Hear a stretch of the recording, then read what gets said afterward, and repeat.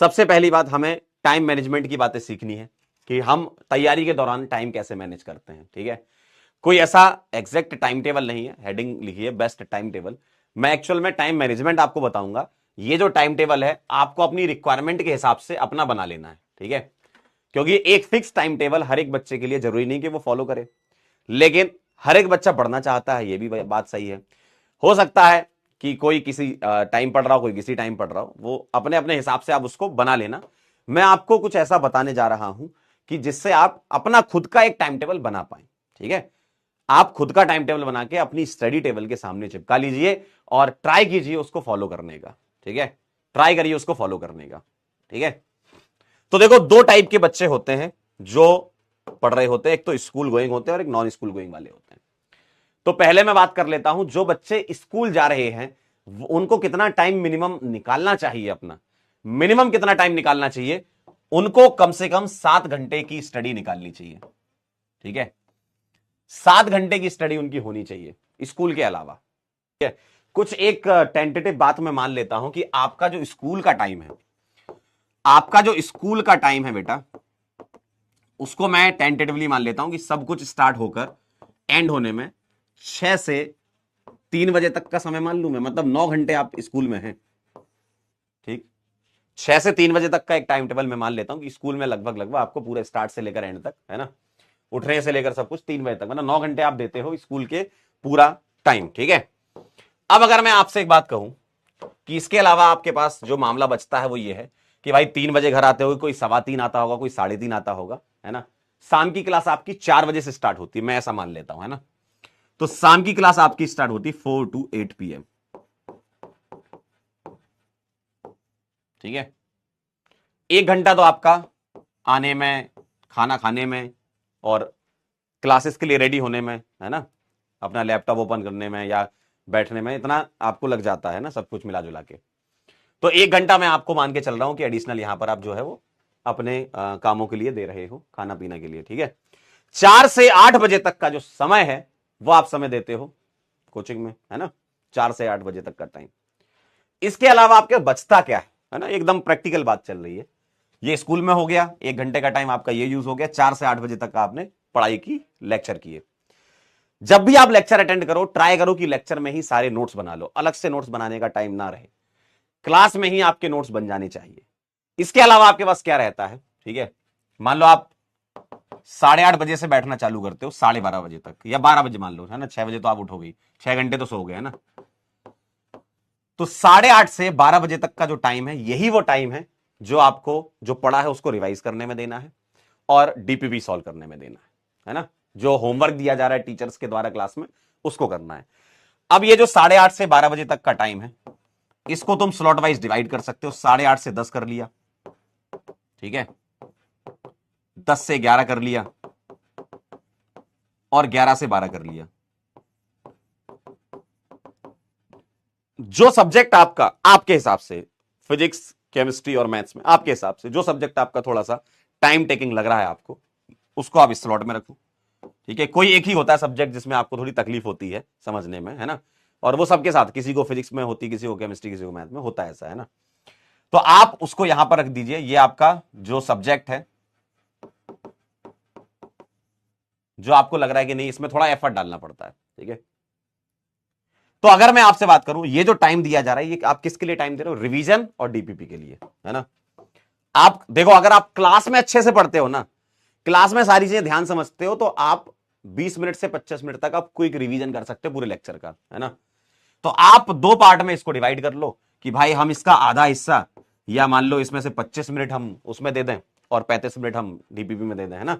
तो यहां पर आपको इसको 2 पार्ट में डिवाइड करके क्विक रिवीजन और उसके बाद डीपीपी सॉल्व करनी होगी। ठीक है, क्विक रिवीजन कर लीजिए और डीपीपी सॉल्व कर लीजिए, या सर ने कोई होमवर्क दिया है तो वो होमवर्क कर लीजिए। ठीक, ये कहानी है। अब सर बाकी के समय का हम क्या करें, बाकी समय हम कैसे निकालें कि आपको कुछ और करना हो? बेटा स्कूल में अगर हम बात बताएं, स्कूल में अगर बात बताएं, एटलीस्ट आप 9 से 3 बजे तक 1 आध घंटा तो निकाल सकते हो स्कूल के अंदर। कई लोग जो स्कूल जाते हैं उनको पता है ना, कि वो कम से कम 1 घंटा निकाल सकते हैं। तो स्कूल के अंदर आप ट्राई करो कि 1 घंटे का कुछ ऐसा समय निकले जो वो चीजें आपकी कवर करा दे, है ना। जैसे आपने डीपीपी सॉल्व किया, मान लो डीपीपी हो पाई, होमवर्क के सवाल नहीं हो पाए, है ना, या होमवर्क आधा ही हो पाया, 4 सवाल बच गए, सर ने 8 दिए थे, या डीपीपी में 10-12 सवाल थे, उसमें से 5-6 ही कर पाए थे तुम यहां पर, उसके बाद तुम्हारे 2-4 रह गए थे, तो वो वहां निपटा लो, है ना। तो मतलब जब तुम नेक्स्ट डे 4 बजे क्लास में आओगे तो सारी चीजें कंप्लीट करके आओगे, सारी चीजें आपकी कंप्लीट हो चुकी होंगी, और इसी साइकिल को आप रिपीट कर सकते हो, इसी साइकिल को आप रिपीट कर सकते हो, ठीक है। स्कूल का काम तो बेटा देखो स्कूल में ही करना होगा, और वो तुम्हें करना ही होगा। अब आप बोलो सर अपने पास तो टाइम ही नहीं बच रहा है बाकी चीजों के लिए, आप खुद बताओ, आप खुद बताओ, मैंने कोई नॉन प्रैक्टिकल चीज लिखी है क्या? जीवन में जो प्रैक्टिकल चीज है वही लिखी है ना। 6 घंटे तो सोओगे ना मालिक, 6 घंटे तो सोओगे ना, 12 बजे सोना है, 6 बजे उठना है, स्कूल के लिए तैयार होना है, 3 बजे वापस आना है, 4 बजे से आपको ऑनलाइन क्लासेस अटेंड करनी है अपनी, 8 बजे क्लास खत्म होनी है, उसके बाद क्या बचा? खाओगे, आधा घंटा खाने का भी है ना, थोड़ा रिलैक्स करने का भी है, उसका करोगे क्या? यही तो करोगे ना 8:30 से 12 तक, है ना। तो ये आपको मैनेज करना होगा, स्कूल का काम स्कूल में करना होगा। देखो जिस एग्जाम की आप तैयारी कर रहे हो उसमें सिलेक्शन रेशियो कम होता है, और जितनी मेहनत आप अभी कर रहे हो, आप बोलोगे सर हमारी तो सारी चीजें छूट गई हैं, बेटा आप करना पड़ेगा ये, आपके पास अब वो टाइम नहीं है उतना कि यार आप सोचो कि मैं सब कुछ कर लूं, कि सर मैं तो इसमें जो है अपनी हॉबी भी कर लूं, अभी टाइम ही नहीं बचा ना। आप बताओ कैसे हो पाएगा? तो अभी क्या है, अभी एग्जाम का टाइम, मतलब आपका जो एग्जाम आने वाला उसकी तैयारी का टाइम है ये। और जब आप ये तैयारी के दौरान गुजरते हो ना, आप ये बहुत ही रिगरसली, ये कोई आसान शेड्यूल नहीं है, ये बहुत रिगरस शेड्यूल है, और इसको फॉलो करना ही होगा, इसके अलावा आपके पास ऑप्शन नहीं है। क्योंकि आपने सोचा, आपने चुना है कि मुझे इंजीनियर बनना है, मुझको आईआईटी में जाना है, मुझको एनआईटी में जाना है, या मुझे किसी अच्छे कॉलेज में जाना है, या आपने चुना है, तो आपको इस लेवल की मेहनत करनी होगी, इसके अलावा कुछ बचा नहीं है आपके पास, ठीक है। अब मैं आपको एक बात इसमें से कुछ निकाल देना चाहता हूं, क्या मैं आपकी मदद यहां कर देता हूं, मैं आपकी हेल्प यहां कर रहा हूं। आप बोलो सर ये कुछ ज्यादा रिगरस दिख रहा है, तो इस चीज को थोड़ा सा और अच्छे से करते हैं। कैसे? स्कूल में आपकी अटेंडेंस मेरे ख्याल से 75% या 80% होती होगी, है ना, जहां तक मुझे लग रहा है मिनिमम अटेंडेंस एक होती है ना। तो आप कुछ दिन चुरा लो। कैसे बचा सकते हो वो दिन? आप, आपके पास 7 दिन है ना, आपके पास 7 डेज हैं, जिसमें से एक दिन जो है वो संडे माना जाता है, सबको पता है ये। अब ये जो 6 दिन बचे, तो 6 दिन मत स्कूल जाओ। अब आप बोले सर आप तो स्कूल जाने से मना कर रहे हो, अब आपको पढ़ना है, कुछ समय निकालना है, तो थोड़ा चलना पड़ेगा ना। कोई हम टाइम खराब करने की थोड़ी कर रहे हैं, पढ़ने के लिए कर रहे हैं ना ये। तो 6 दिन में से एक दिन आप ऑफ ले लो, ठीक है। अगर स्कूल के मैनेजमेंट से बात हो जाती है तो बहुत अच्छी बात है, वरना आपको लेना होगा, है ना। एक दिन आप ऑफ ले लो, 5 दिन आपका स्कूल रहेगा। तो आपका जो बचा हुआ एक दिन है ना, इस एक दिन में आप कम से कम 12 घंटे निकालो, जो कि आपके, आप बोलते हो ना सर बैकलॉग हो गया था, सर हमारा कुछ पीछे क्लासेस का होमवर्क रह गया था, तो आपको ये एज अ बफर यूज करना है। 1 डे जो ऑफ ले रहे हो आप, उसको बफर की तरह। और आप खुद से सोच सकते हो कि अगर आप एक दिन ऑफ लोगे, ठीक है, 6 दिन में से, तो आपकी अटेंडेंस ऑटोमेटिकली 80% से ज्यादा है ना। मैथ्स वाले बच्चों कर सकते हो, अटेंडेंस आपकी ज्यादा है। तो ये जो 1 डे जो ऑफ लिया है, ठीक है, आपने जो 1 डे ऑफ लिया है ना, इसमें क्या कर सकते हो, आपने जो एक दिन ऑफ लिया है इसमें क्या कर सकते हो, एटलीस्ट 12 घंटे तो निकालो आप। क्योंकि हमने ये ऑफ कोई मजे करने के लिए नहीं लिया है, ये हमने कुछ बैकलॉग या कुछ सवाल या कुछ कॉन्सेप्ट को रिवाइज करने के लिए लिया है ना। तो एटलीस्ट 12 आवर्स आप निकालिए, 12 घंटे आप निकालिए इसमें, कम से कम, मिनिमम कह रहा हूं मैं, कम से कम 12 घंटे आप निकालिए इसमें। इसमें आप अलग अलग स्लॉट बना सकते हैं, 3-3 घंटे के, 3+3+3+3, ठीक है, इस तरीके से आप स्लॉट बना लीजिए। इसको स्लॉट 1 बोल रहा हूं, इसको स्लॉट 2 कह रहा हूं, इसको स्लॉट 3 कह रहा हूं, और इसको स्लॉट 4 कह रहा हूं, ठीक। आपका पूरे हफ्ते में से जो भी दिन आपने चुना है ये, उसके प्रीवियस जितने भी दिन का कुछ ना कुछ रह गया, मान लो कहीं कुछ होमवर्क रह गया, मान लो स्लॉट 1 में आपने होमवर्क कर लिया कंप्लीट, डीपीपी कर ली, ठीक है, पीछे का रिवीजन कर लिया, स्लॉट 2 में आपने कुछ बैकलॉग था वो क्लियर कर लिया, है ना। स्लॉट 3 में आपने कुछ अच्छे एडवांस लेवल के प्रॉब्लम्स लगा लिए, ठीक है। स्लॉट 4 में आपके कुछ नोट्स मान लो कहीं कुछ रह गए थे कि कुछ शॉर्ट नोट्स आपको नहीं बन पाए थे, तो शॉर्ट नोट्स आप इसमें बना लीजिए, है ना। ये आप वेरियस चीजें कर सकते हैं, और ये स्लॉट आप वेरी भी कर सकते हो सकता है किसी के नोट्स बन चुके हो तो आप इन दोनों स्लॉट में एडवांस के सवाल लगा लो। आपका मान लो एडवांस के सवाल आप शुरुआत में करना चाहते हो तो दूसरे स्लॉट में बैकलॉग या पीछे का रिवीजन कर लो, मतलब वो आप अपने हिसाब से मैनेज कर लो, है ना। कम से कम आप ये निकाल सकते हो 3+3+3+3 इतना निकाल लो आप, ठीक है। अगर मैं ये भी मान के चलता हूं कि आप 8 घंटे सो रहे हो, ठीक, तो आपको ये जो 12 घंटे निकालना है ये 16 घंटे में से निकालना है ना। अगर आप 8 घंटे सो रहे हो तो भी मैं ये मान के चलता हूं कि भाई 12 घंटे आप आराम से निकाल सकते हो आउट ऑफ 16 आवर्स, है ना। ये उस दिन की बात है कि जिस दिन आपका ऑफ था, जिस दिन आपका ऑफ था। और अब जो स्कूल नहीं जा रहे हैं वो क्या करेंगे, जो बच्चे यहां एक दिन करते थे वो उनको डेली करना होगा, उनको उस चीज का फायदा है, जो नहीं जा रहे हैं, है ना। तो यहां जो एक दिन जो ऑफर था ना आपका, आपको आपको उसमें जो स्कूल नहीं जा रहे हैं वो बच्चे इस तरीके से उसको यूज कर लें कि अगर मैं ऐसा मान के चलूं कि 8 घंटे की आपकी स्लीप चल रही है, ठीक है। 8 घंटे तो देखो सो यार, 7 घंटे 8 घंटे 6, मतलब 6 घंटे और उससे ज्यादा ही सोना चाहिए, 6 घंटे से कम नहीं सोना चाहिए। अब हर एक का अपना बॉडी साइकिल होता है, कोई 6 घंटे भी सो लेता है, ठीक है, कोई 7 घंटे कोई 8 घंटे, है ना। मतलब 6 घंटे से 8 घंटे तक आप नींद लीजिए, 8 से ज्यादा मत लीजिए, 6 से कम मत लीजिए, है ना। इतना मैं मान के चलता हूं कि आपका स्लीप साइकिल ऐसा होना चाहिए। तो मैं ये मान के चल रहा हूं कि आप 8 घंटे सो लें, आपके बच्चे 16 घंटे जो स्कूल नहीं जा रहे हैं, उसमें से अगर मैं 4 से 8 बजे तक का टाइम आपका निकाल दूं, है ना, 4 घंटे का, तो आपके पास बचे 12 घंटे, ठीक है। अगर मैं ये निकाल देता हूं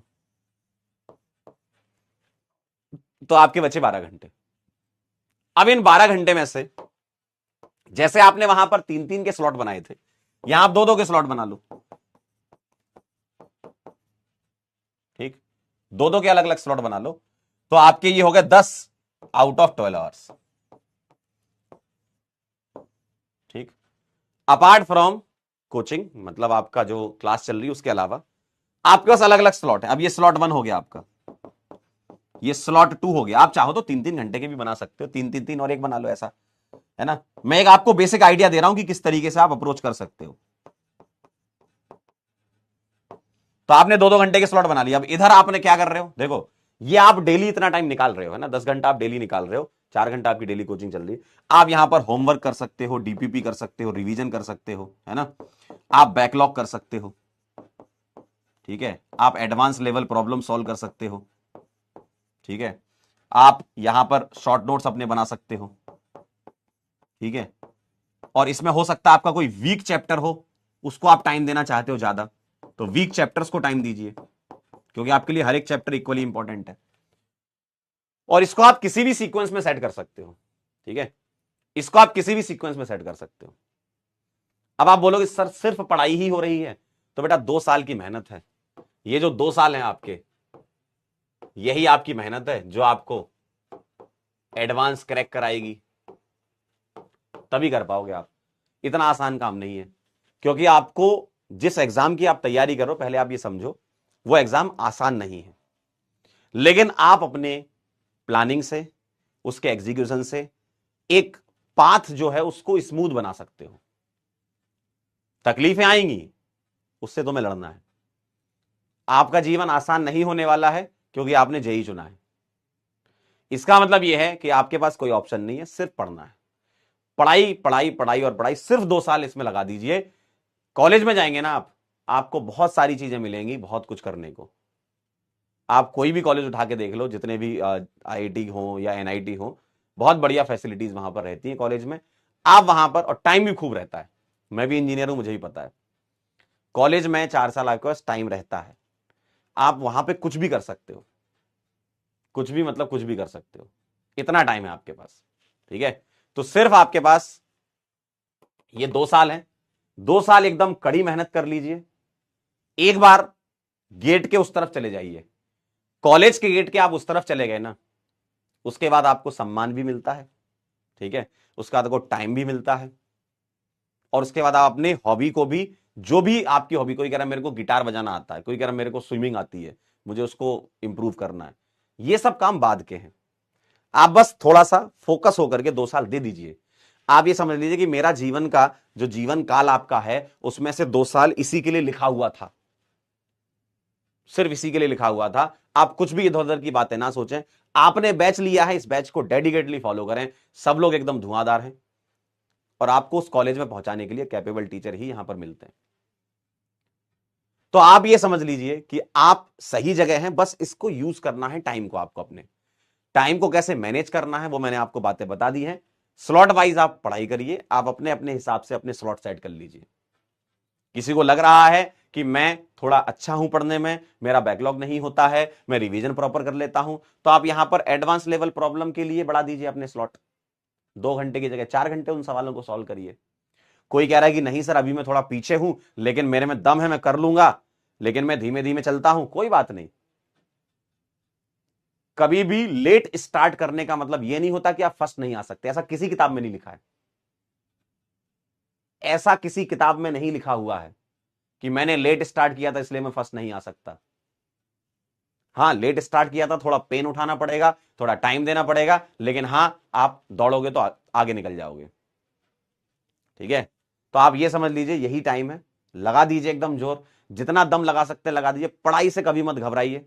मैंने आपको एक प्रॉपर एक ओवरव्यू दे दिया कि आप कितना टाइम निकाल सकते हो, स्लॉट वाइज पढ़ाई कर सकते हो, ठीक है। कोई बोलता है कि सर 8 घंटे की स्लीप है तो उठना कितने बजे? अरे भाई तू जब भी उठ जा, कोई 5 बजे उठ सकता है, कोई 6 बजे, कोई 7 बजे, कोई 8 बजे, कोई 10 बजे भी उठ रहा है ना, तब भी कोई दिक्कत नहीं है।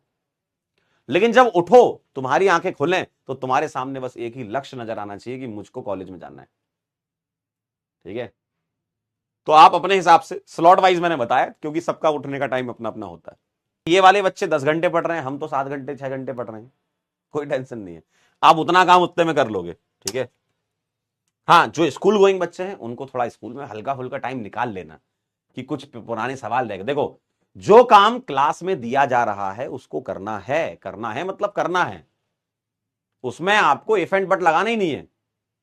डीपीपी है, होमवर्क है, क्लास में जो सर सवाल करा रहे हैं, क्लास में जितना ज्यादा अटेंटिव रहोगे ना आप, उतना अच्छा रहेगा आपके लिए। क्यों? क्योंकि क्लास में तुम मैक्सिमम चीजें समझ चुके होगे, तो रिवीजन में कम टाइम लगेगा, डीपीपी जल्दी सॉल्व हो जाएगी, होमवर्क जल्दी कर लोगे, तो टाइम बचता है।